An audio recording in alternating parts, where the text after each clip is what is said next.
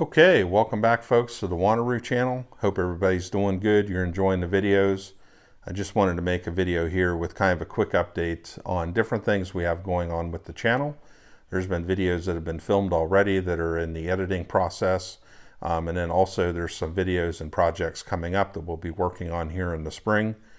Probably the first thing I'll mention is that some of the recent videos I've done over the past month or two have been with the Sierra 110 grain varminter for 300 Blackout.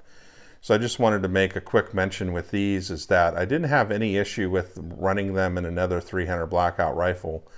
But this particular rifle here, which was kind of like a budget build that I did from a Palmetto State Arms kit and also an Anderson lower, for whatever reason, the big open mouth here on the Sierra bullets did not like the feed ramp. So had a couple jams where basically these got kind of caught up on the feed ramp. That could be an issue where they're just using the standard M4 ramps in here. Maybe they could use some polishing. I haven't really looked at it too closely yet because most of the other ammo that I've run in them, I have not really had a problem. So it's not something that's really kind of appeared until now. And I think it's just a lot of it is just kind of that big open cavity there, you know, and that doesn't surprise me really that that could potentially be an issue. So perhaps I could look into polishing that some. I know there's people that have opened up the feed ramps and stuff too for 300 Blackout. You know, that's kind of a path you could go down too, but you know, right now, not overly concerned with it. But anyway, so that is one kind of hiccup. So this project here, I'm not done with it yet. I've not kind of decided on what my final load is going to be for this. I'm also open to experimenting with other powders, but as everyone knows right now, the big issue out there is powder and components and all sorts of other stuff.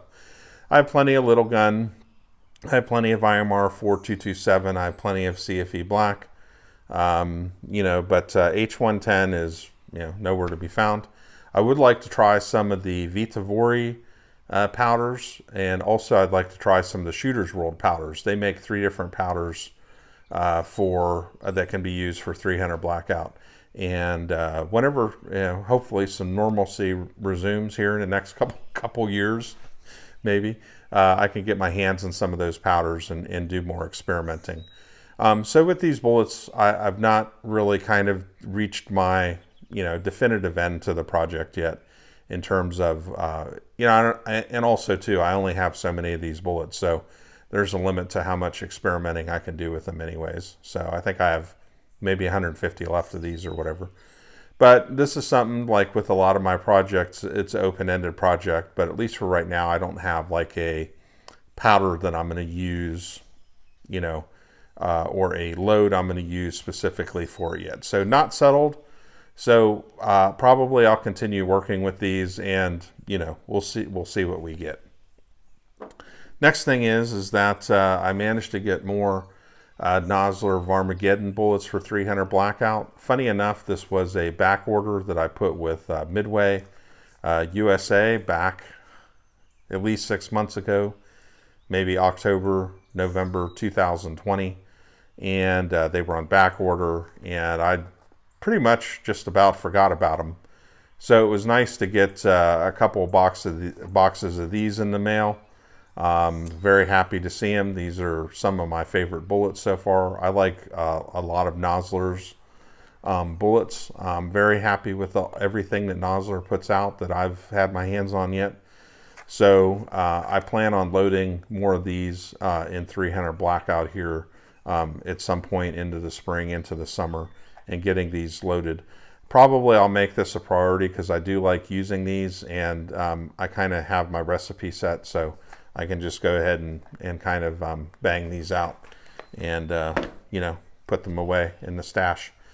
Next thing is that from Midway, a couple orders ago, usually Midway in all of these different crises that we've had in different times, like 2013, 2014, Midway has been pretty good, I would say, about always having some sort of deal available.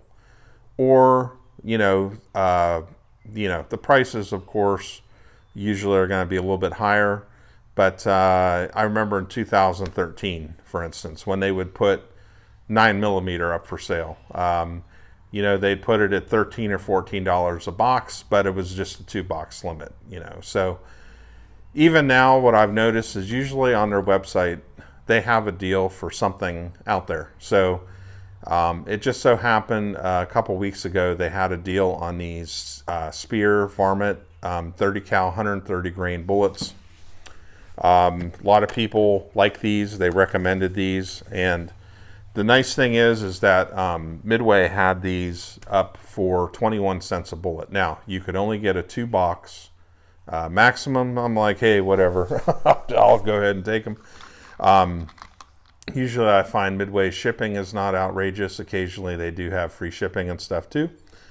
And then the other thing with Midway is, of course, these days, the Biden administration, they want to, ban everything. That's all they know how to do is just ban, ban, ban. So that's always a good opportunity. Like, for instance, you buy 2 boxes of these bullets on sale for $21 a box for 100. 21 cents a bullet right now for these, I think, is reasonable. And then use the opportunity to buy some AR magazines or whatever. You can never have enough magazines. So, I'll just put in an order for like $100 or whatever. And, turns up a week later. Midway has been very good with the shipping, by the way, compared to some other vendors.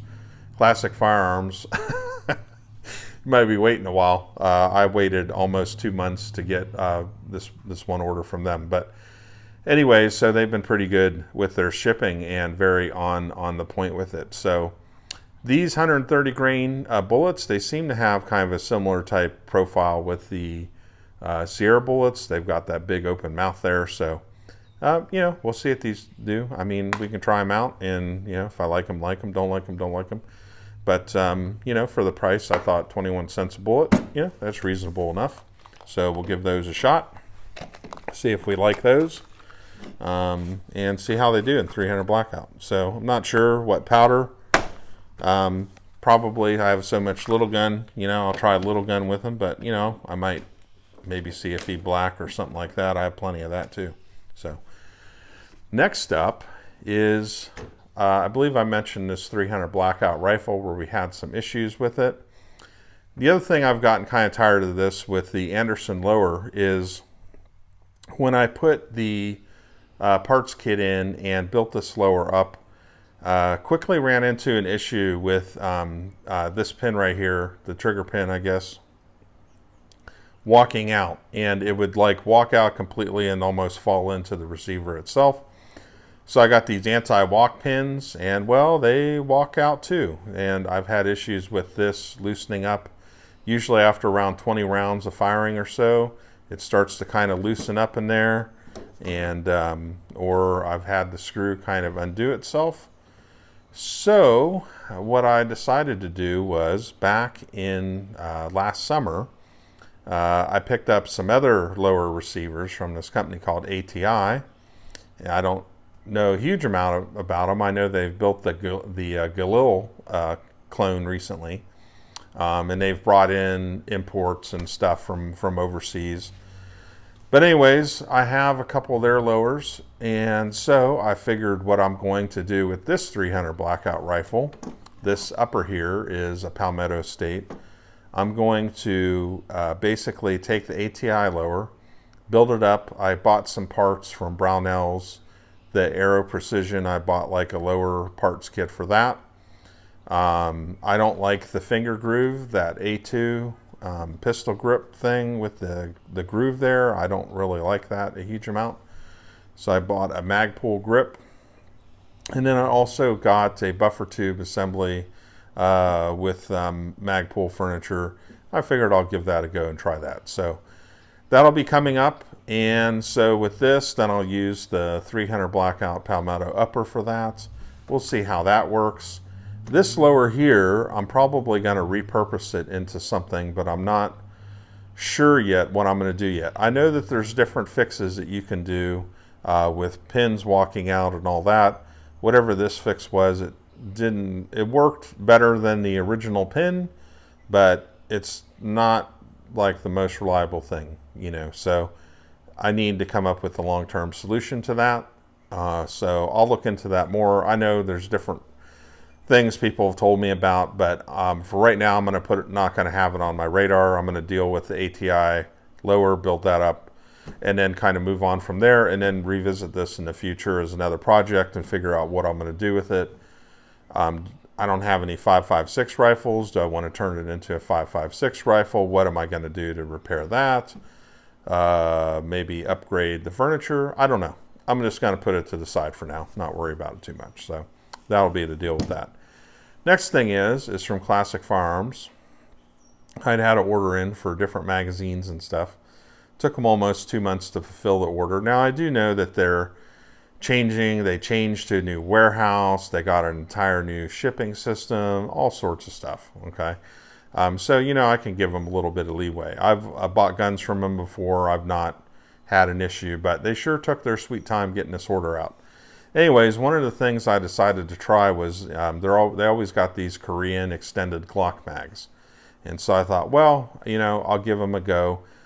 Personally, I'm happy to pay the money for the original Glock magazines. You know, they just last forever.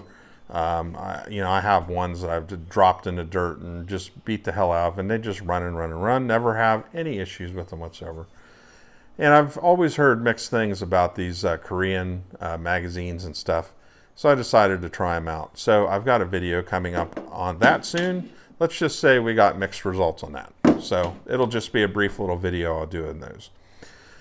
Next project is we have some Rhodesian, Zimbabwean FAL magazines. So my understanding was a number of years ago, probably about 2 or 3 years ago, Zimbabwe, they did a big dump with some South African gun stores and gun dealers, and I believe this is where this particular stash came from. They dumped a ton of magazines. I saw all the rifles lined up. You know, there's tons of FALs and stuff. And so I think some of the stuff ended up getting sold here to the United States because, of course, the baby poop Rhodesian camo stuff, it usually catches a premium over here. So anyways, I got a hold of some of these magazines. This one probably dates from the Rhodesian era because it has that sky blue paint that my understanding was the Rhodesian army had a ton of this stuff, and that's where the green comes from. They had yellow paint and then they had the sky blue paint, and they mixed them together, and you had kind of this weird looking green that they would paint the magazines and guns with and all that to break up their profile in the bush. So anyways, we have these magazines. What I'm going to try to do, and I'll probably I'll do some videos on it, is I'd like to clean these up. So I'd like to disassemble these, clean the insides out, try to maybe tackle some of this rust, or at least maybe oil them up. I'm not quite sure yet.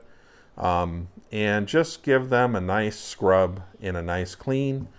See what we get. I do have some paint that was matched off of a Rhodesian FAL. I got this a number of years ago. It's kind of solidified and separated, so I'm sure I can mix that up and hopefully get that going. You know, it's not a big deal, I guess. At the end of the day, these are just rough magazines, so if the paint ain't perfect, whatever. But anyways, I do have some paint, so I might look at, depending on the magazine, adding paint or whatever to the original paint or the original patina. Some of this rust and stuff, I'd like to just give that a good scrub and try to clean some of that up before. I've cleaned up old surplus magazines in the past, like Suomi drums and stuff. So sometimes you can get a nice little you can clean them up, you know, decent. They're still going to be kind of rough, but hey, if they work, they work. So I don't have a FAL at the moment. So I've always been kind of looking for my perfect one, and the timing is either wrong. Either I don't have the money, or I just missed it and someone else bought it, or whatever. So I'm keeping my eye out for parts. And I kind of have an idea of what I want to build. So that might be something that's a long-term project over a year or two. But while the magazines were available, I decided to go ahead and grab them. And so I have them. I can clean them up and then set them to the side, and then they're there on the shelf, and then, you know, and so it goes. So, you know, so that'll be something I'm going to do a video on whenever I clean these up. And so hopefully that'll be of interest to some folks. Then the other thing we have going on is we have some different car care stuff. So I did a ceramic coat on the Audi S4. And so we're going to be doing a video on that as well.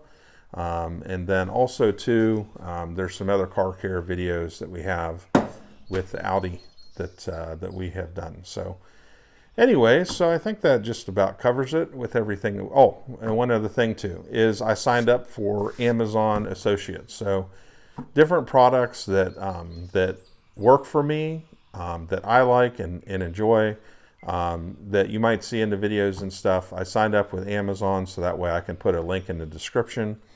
And if you choose to buy it, it doesn't change the price at all. Basically, it just kicks back a little bit of Amazon's profit to me, and it just helps kind of support the channel. It's a small little commission you get of like 1 to 3%, so it's not a massive amount or anything, but every little bit helps. And so if you see, you know, just understand, like, a lot of anything that I recommend, any link that I put in a video for a product is going to be a product that I like and use.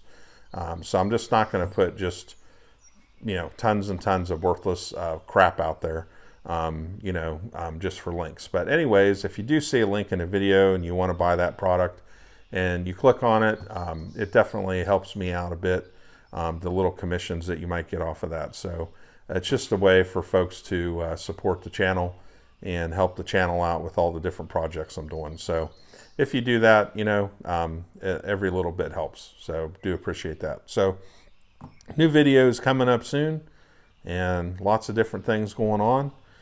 The weather's getting a little bit better, so that helps too. So anyways, hope you enjoyed the video. Any questions or comments, leave them below, and y'all have a good one.